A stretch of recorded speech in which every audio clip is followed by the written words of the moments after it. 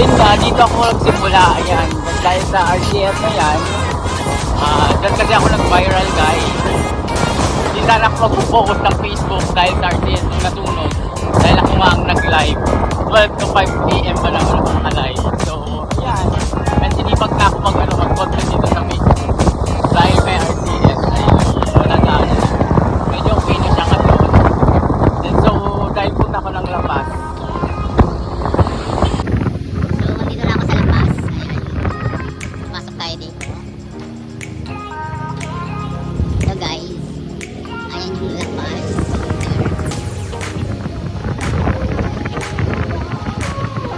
Maganda dito sa labas kasi ang ganda talagang taas.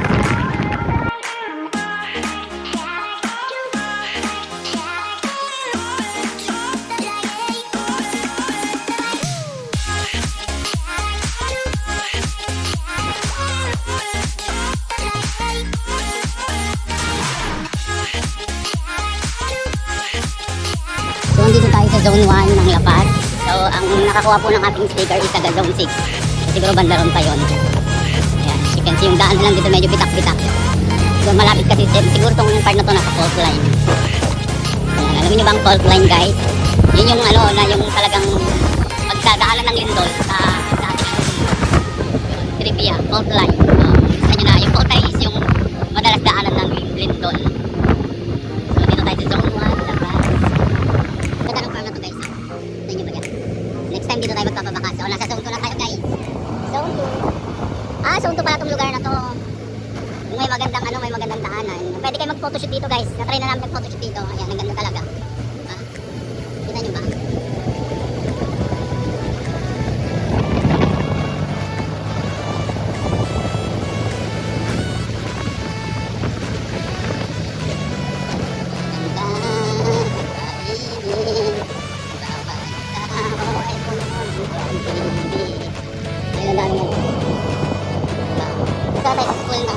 School ng La Paz.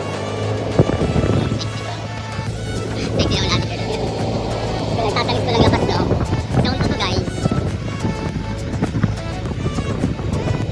Ayun nga, kung saan ako nag-iwan ng bakas, paligo. Dito na papunta natin. Ay, medyo malayo. Ayan nga, Zone 2, welcome Zone 5. Zone 5 na. Ang ganda dito guys, kita mo talaga yung paligid ng aliwala. Ramdam mo yung araw pero kita mo yung mahangin. Parang, ayun o, yung doon ako naglagay ng bakas. Kung nagtiwa ng bakas, so ang zone 5 daw ito banda, so ang zone 6 yun papuntang Subkong. Ayan. So magtatanong na lang ako dito. Papuntang Subkong to, dito daw ang zone 6 eh. Eh nakita ko sa video may kotse yung ano, medyo may kaya. May kaya yung nakakuha ng sticker natin. Dito. Dito daw ang papuntang zone 6.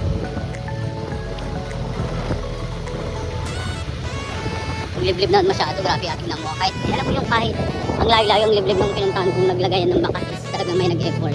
Kaya kailangan ko talagang mag-effort din. So, dito daw yung banda guys. So, di ba walang kabahay-bahay pero zone 6 daw ito ng papuntang ko. Ayan nga zone 6. Oo. Dito na ako sa zone 6. Welcome zone 6. Dapat. Ayan po. Papuntang Subkong to guys. Yung way na to papuntang Subkong.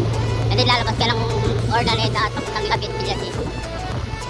Kabisado. Zone 6. Kaya banda. Bihirang bahay dito. So, tingnan nyo nga oh. May mga bahay ba dyan? Dito pa lang zone 6. Nandito ako ngayon. Ayan. Pumuntan sa